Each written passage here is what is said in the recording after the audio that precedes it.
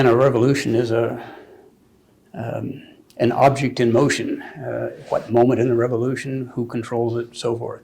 Certainly anti-Americanism was a huge part of that. How did that come about?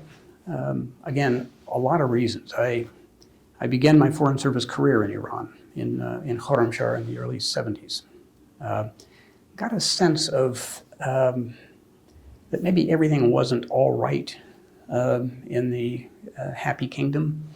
I perceived a threat from the left. I had no idea that it would eventually come from the right, if you will, the clerical establishment. What was it that maybe I got a little feeling of? It was a police state, and a pretty repressive one. You didn't see it that visibly, not like Saddam's Iraq, but it was there. And it was based on a long strategic relationship with the US. For many Iranians, it goes back at least until 1953, really much farther, but 1953, when the CIA and Britain's MI6 joined forces to overthrow a democratically elected prime minister, Mohammad Mosaddegh, and then bragged about it. Well, Americans, by and large, perhaps except for your viewers, have no idea what happened in 1953 in Iran or why it's important.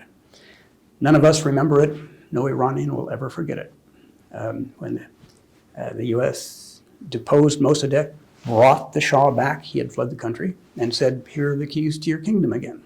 And we're right here to help.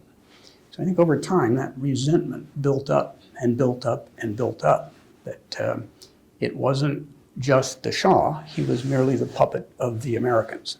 So that was a weapon ready to use for the Islamists who eventually took power. Again, you know, you got to know when you take a step like that, what are the longer term consequences? Overthrow a government, reinstall the old government, and dust it off and life goes on? Yeah, but it's changed. So those pseudo victories can turn into strategic defeats a little bit later because of the forces we set in motion.